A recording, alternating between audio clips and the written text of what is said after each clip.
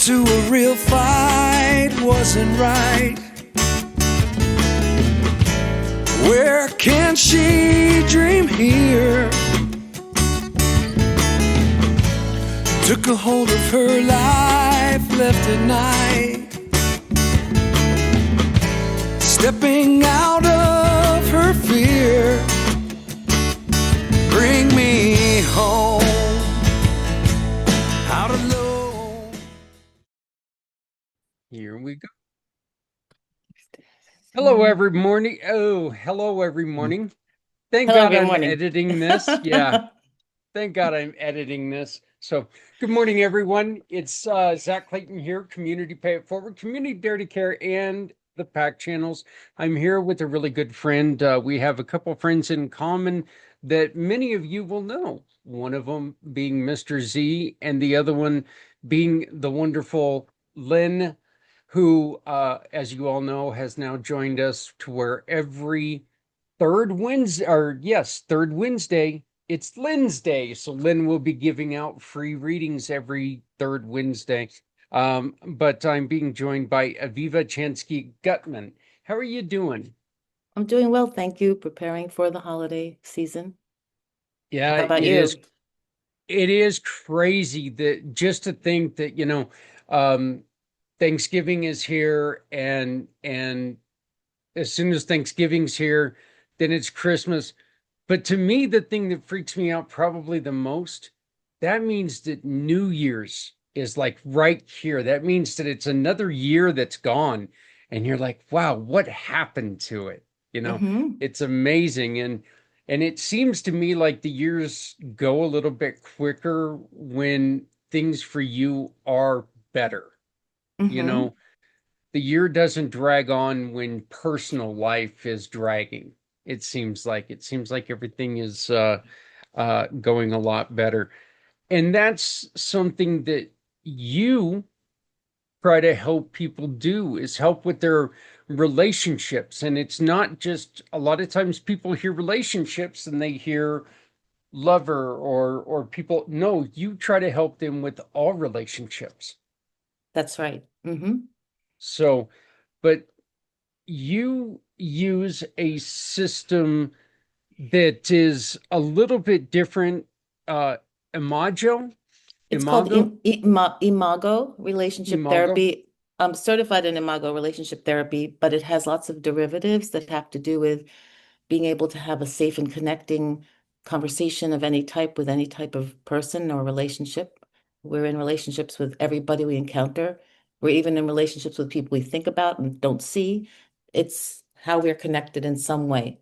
So Imago relationship therapy was initially based on couples in close romantic relationship, but it has expanded because the founders, Harville Hendrix and his wife, Helen LaKelly Hunt, realized there's so much more that it can help with in the culture.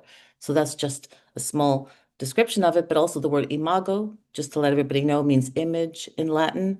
And the theory was written about relationships, the image we have of what it is to be in connection with someone. So the word image sounded too much like taking photographs, Harville says. So he decided what word would say image in a way people could remember it.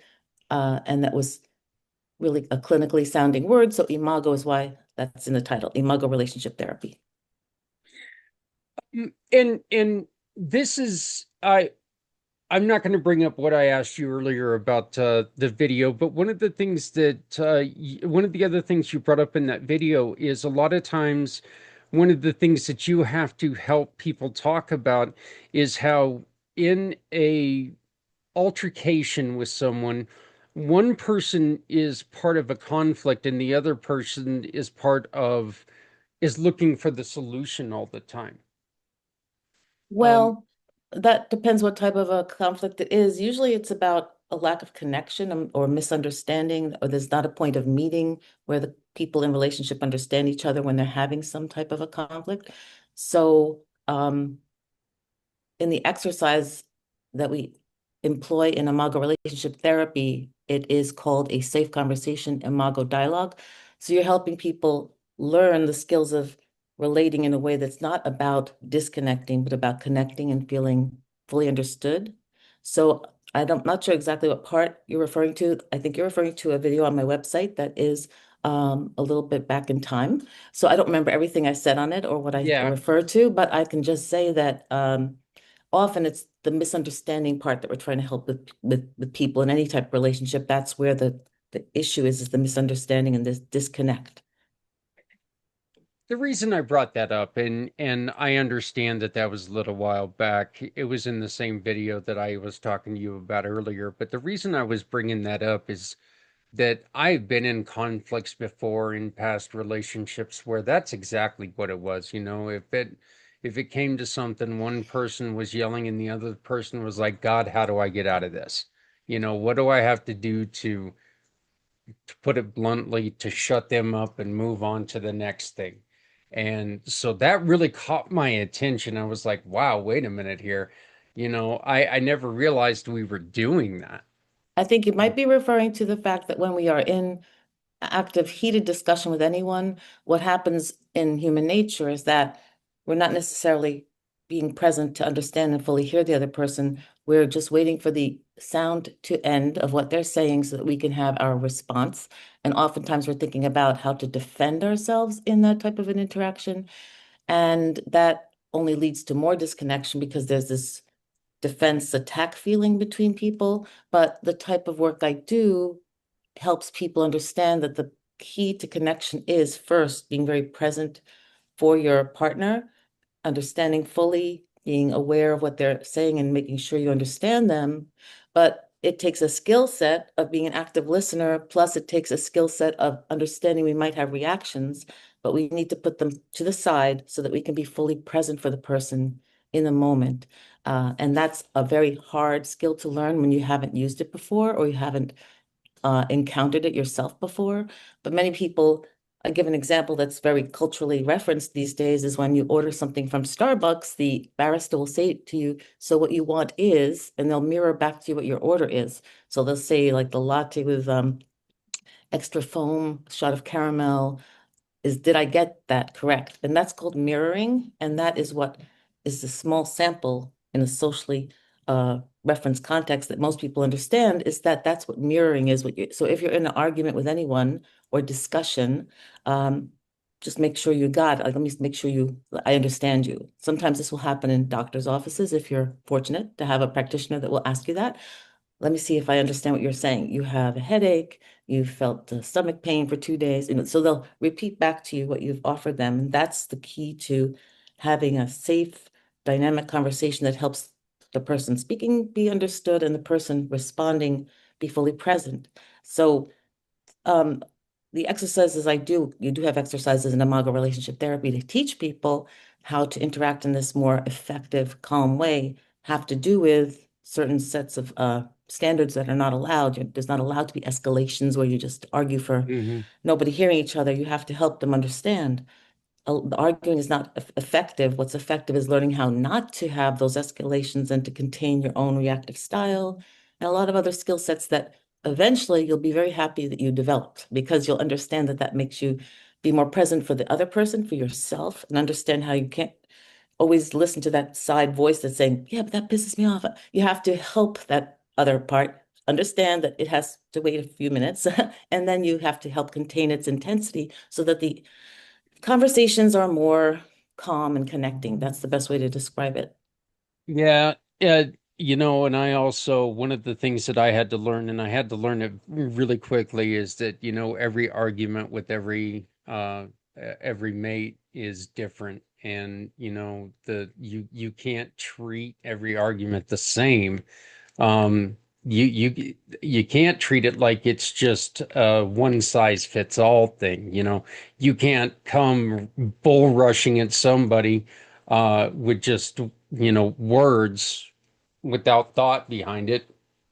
And some people you can, unfortunately.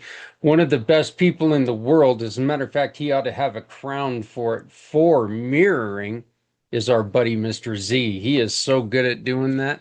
And I don't know if you had anything to do with teaching him that, but boy, he is one of the best at doing Yes, that. well, since he's probably going to watch this, yes, Z has been a stellar student of active listening, and he's also known me for over 10 years, and he's also seen demos I've done, attended some classes I had online during COVID related to active listening and connecting, and all referencing the original Imago relationship therapy scheme of active listening, which is mirroring, validating, and empathizing. So yes, and he does report, and I think he would be fine with me saying that it's helped increase his connection when he has these one-on-ones with people about his work, or during website development, which he's superb at, to just have the back and forth, make sure he understands what you want. So that's an active listening standard, making sure you understand what the person is sending and requesting.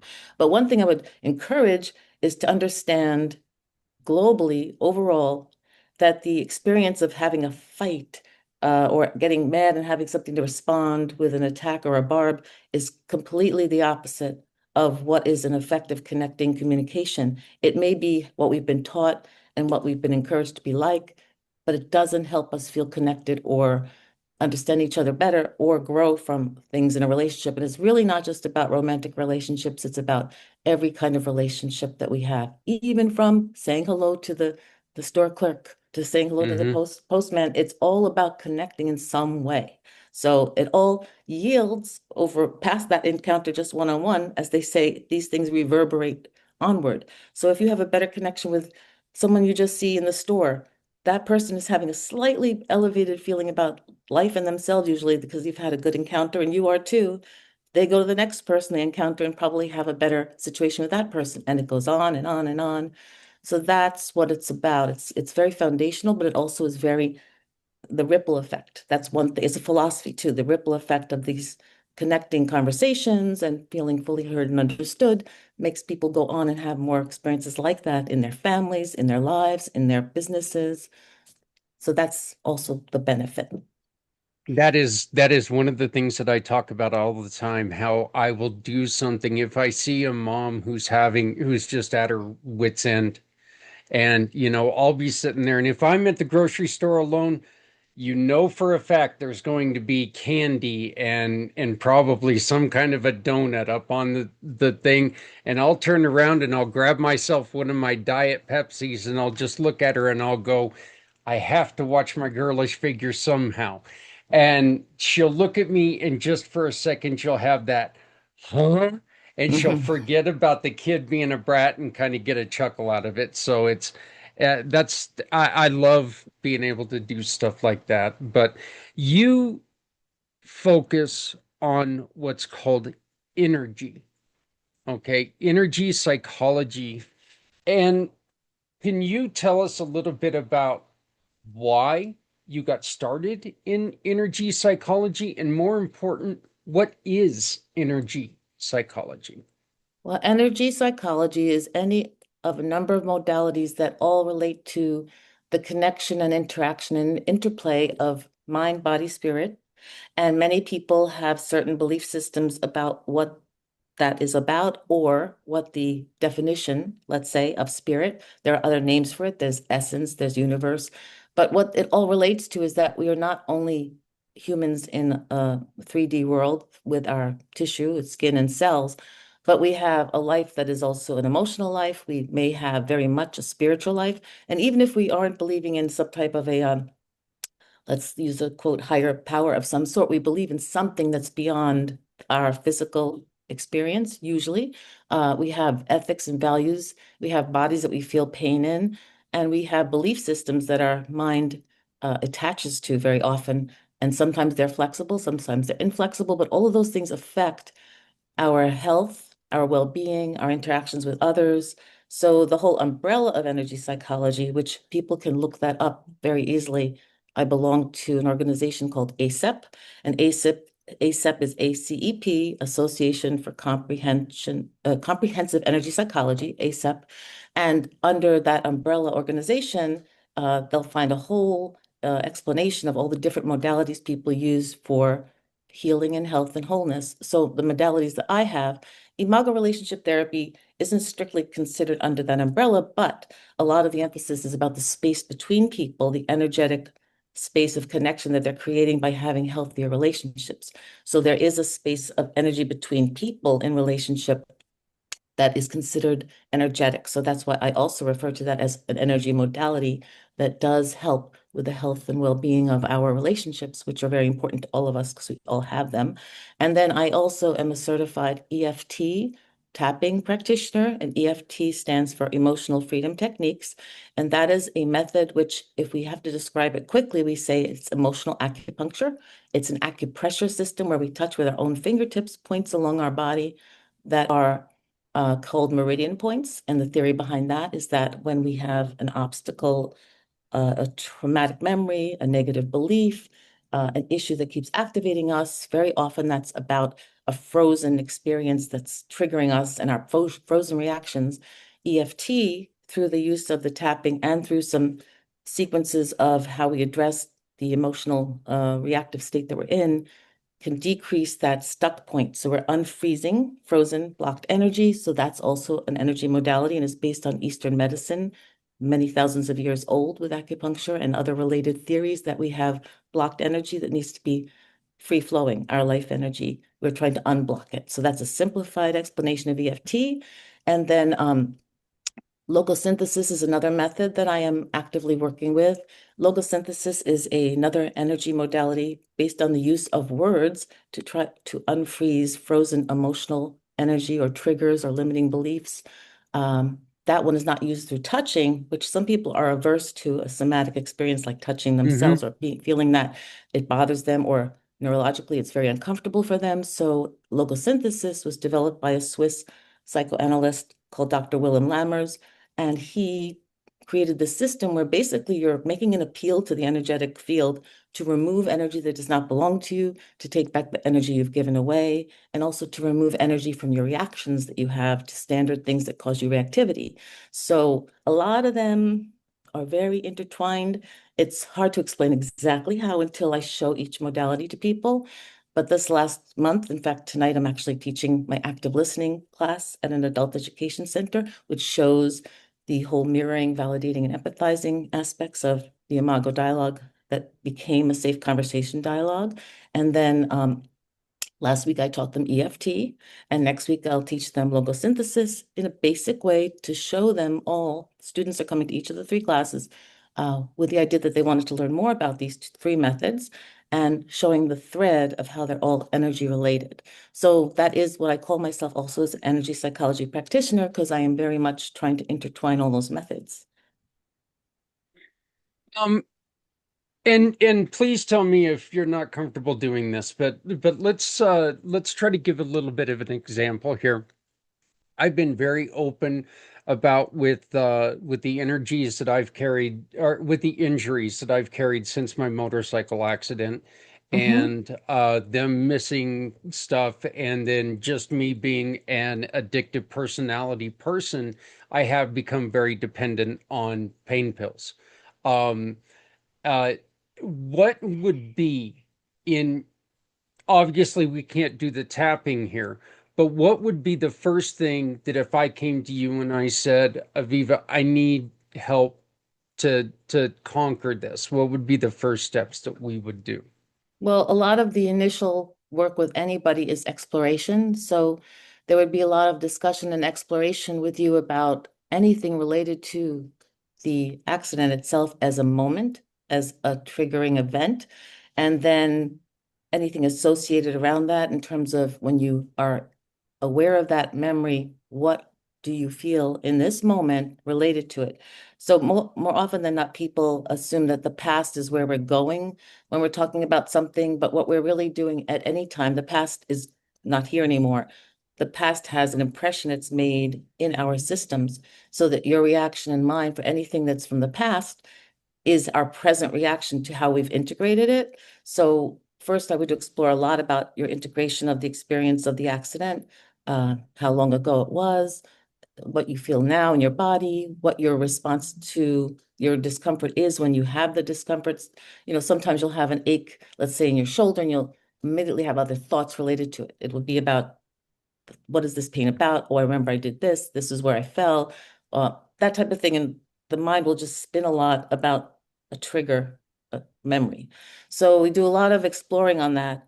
But something like EFT, emotional freedom techniques, helps you with your relationship to the pain, meaning we can't say pain magically disappear with a wand. What we say is, what we learn is that we can be related to it in a different way. So you may still experience pain, but you may have a more of an observer feeling to it, meaning I observe that I have that, but it's okay, I have it. It's okay is another part of a lot of these methods, is that acceptance that something is very important. In EFT, you can be aware of that pain, the memories associated with it, and then you would also include in a tapping scenario, a setup statement is, even though I have this pain at a level 8 in my shoulder, for example, I deeply and completely accept myself. So that's a dual statement where no matter what is going on, I accept who I am and I love who I am. Some people can say I love and accept myself. Some people can say I hope to love and accept myself. But your truth statement helps you, yourself, your bigger self, be aware of that the issue is separate from who you are. Because a lot of the time we're in such a focused bubble of what's going on, we feel like we are the pain, which might be how it feels when you have a lot of pain. And that's why you take the medication. I'm in pain now. I got to take care of the pain. But in energy work, you can sometimes have the person become more aware, not detached and unsympathetic, but aware as an observer effect to what's going on in the body. And therefore, it can be less of a connection. And you can sometimes withstand more, quote unquote, more, it's subjective pain. So that would be one thing, is the exploration of it and understanding that you are separate from it. And that might lessen the intensity of it for you and lessen the desire to take something for it, medicine-wise. See, one very important fact on what you were just talking about is I will be, and you and I had a personal conversation about how this weekend I was busy, just repeatedly doing something. And honestly, if I'm doing something and I don't think about the pain, obviously it doesn't bug me as much. But as soon as you get that first twinge in the back, or you get that first thing and you start thinking about it, then all of a sudden it's like an immediate crash. Because if Mm-hmm. it brings to attention that, oh, yeah, you do have limitations, all of a sudden they're there. And it's hard to get yourself to get back up to that place where you were. I find it very hard to do that. So, but I appreciate you going into that and walking us. It helps us learn a little bit more about your program and what you do. And I appreciate that you're, the style that it's not just walking in and immediately trying to heal without learning. Um, Well, you you know, actually emphasized by your answer to me also just now the mind body spirit connection. So the mind is doing this whole thing about, oh, uh, I didn't realize this, I was as injured as I am, or as, it's affecting me as much as it is. The mind is doing all that. The mind is doing that. The mind is then having the body like kick in, like, yeah, I'm going to remind you that. So what yeah. we're doing in energy psychology work, and there are other methods as well. And anyone's welcome and should, if they'd like to be more interested in knowing more about it, go to ASAP's website and just look around, because there's lots of ways to be disconnected. It's not medical surgery. It's not about, I will take away your pain. It's about, I will help you with your relationship to how you're responding to it. So that in itself can be a huge relief. But when the mind tries to jump back on board with the ruminating about, oh, yes, I feel it right now, I shouldn't have done that kind of thing. That's the mind accentuating the reaction to the pain and also allowing it to feel more painful, most likely because the mind's focusing on it. And you may have noticed Hmm. just in general, if there's less things going on in the environment, let's say sleep or trying to sleep, that's when you feel more pain sometimes because your brain is not as busy with other things going on.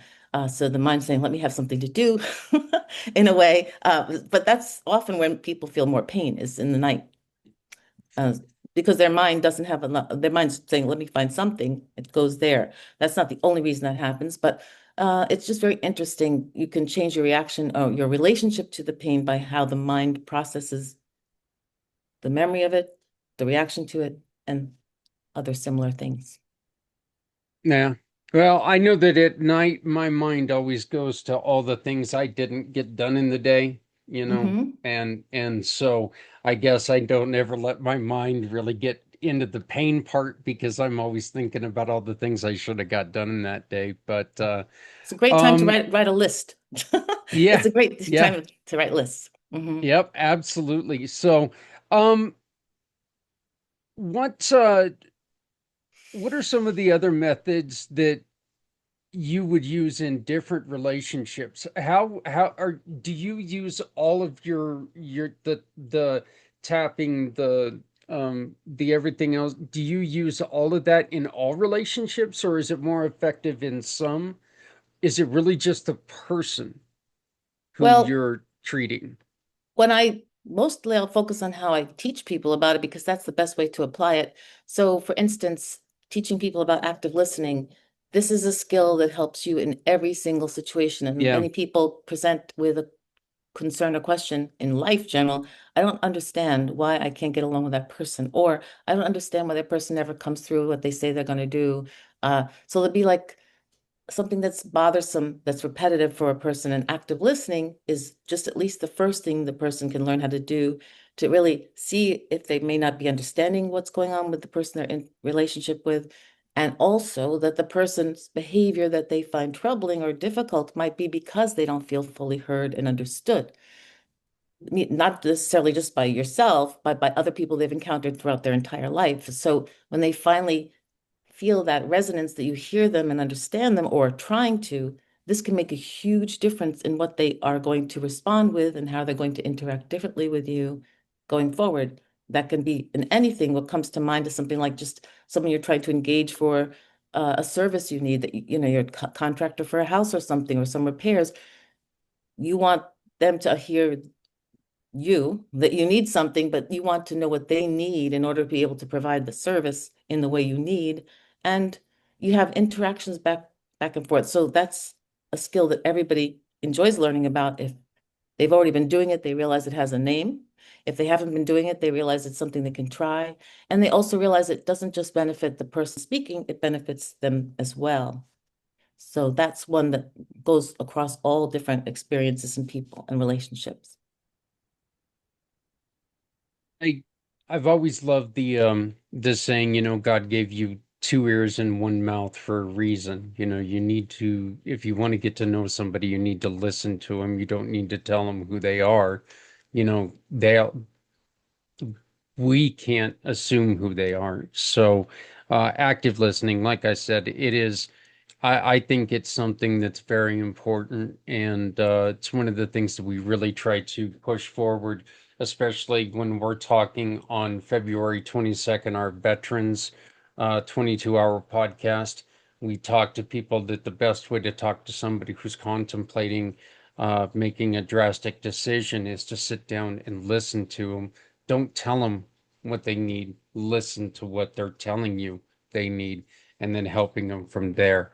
Um, I think that we have a tendency a lot of times to all want to push our narrative on people or push our experiences on people and tell them, look, this is what I did and it worked perfect. That's fine. It worked perfect for you. Doesn't mean it's going to work for everyone. Another important part of teaching people the skills of active listening is about letting them know that if they have to make an appointment with someone, let's say it's a boss to an employee, if a boss says on the email or on the phone, "You come here, I need to talk to you," or "I need to talk to you at 3 o'clock," it gets a lot of anxiety evoked in the person because there's no mention of what it might be about. So the person's head starts to spin usually, and what could this be about? What is going on? Did I do something wrong? Are they upset with me?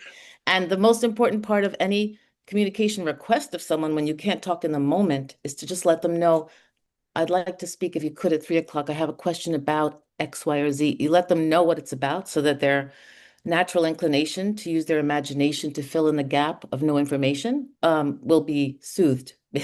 So that's another aspect of the listening dynamic, especially between people in close relationship, but also in work situations, as you can just see from that example.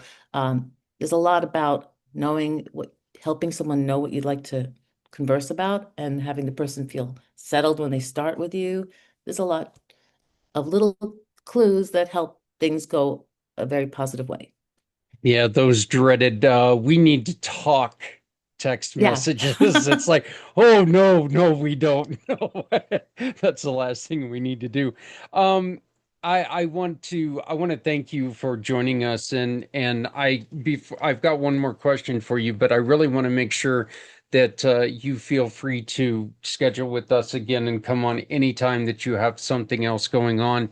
I found this very, very interesting, and I think that this is just one more option to give people to try for somebody who's looking for a way to heal themselves and heal situations, because if you're having a problem communicating with anyone, maybe it's not everyone else, maybe it's you, and this is a chance for you to get in and really look at yourself. So, but what are some of the groups and organizations, populations, what are some of those that'll help that you can help them really communicate and really help them be able to just work better together?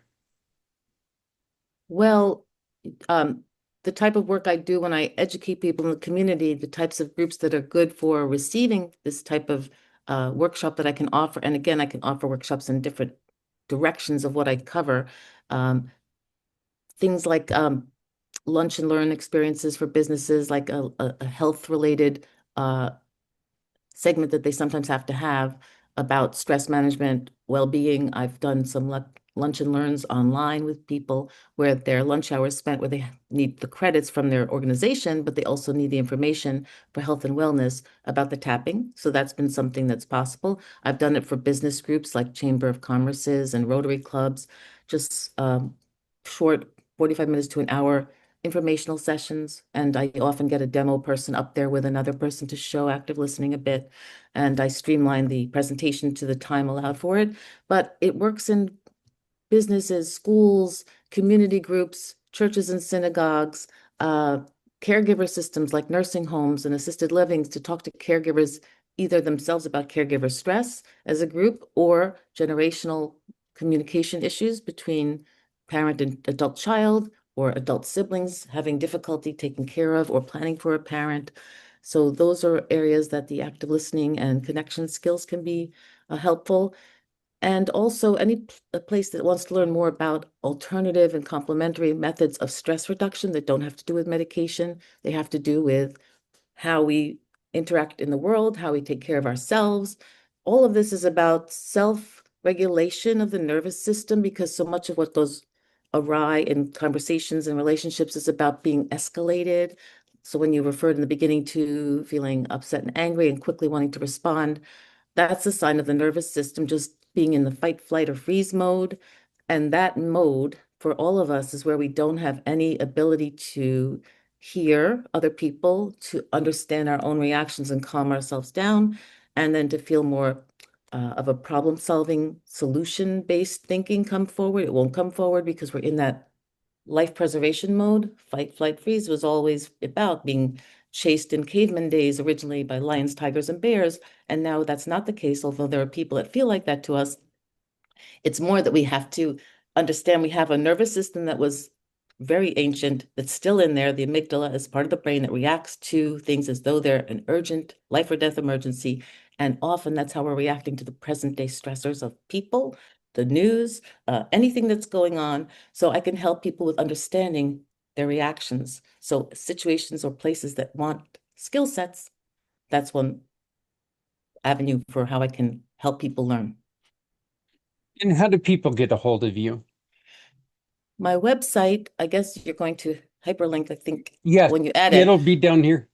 So it's my name, avivachanskyguttman.com, all continuous.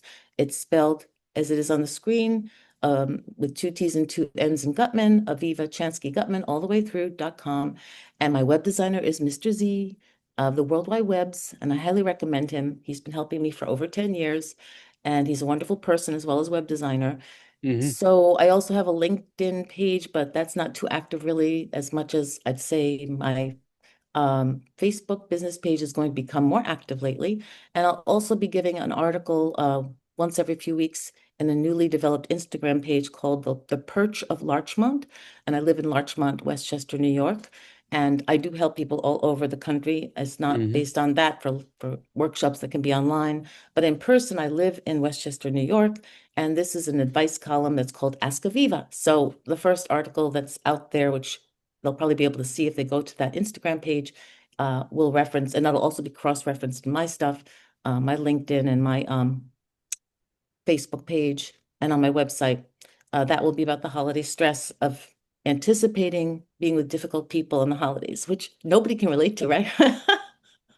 Well, I think that that's something that you and I do need to communicate on, because we have the 37-hour recording for holidays. But thank you, Aviva. I greatly appreciate it. I hope that you come back and join us again.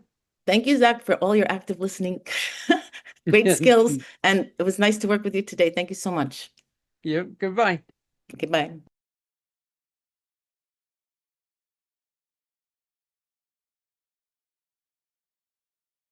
Say, bring me home, out alone, you show me the way. You wanna hold the heart of Sunset Boulevard.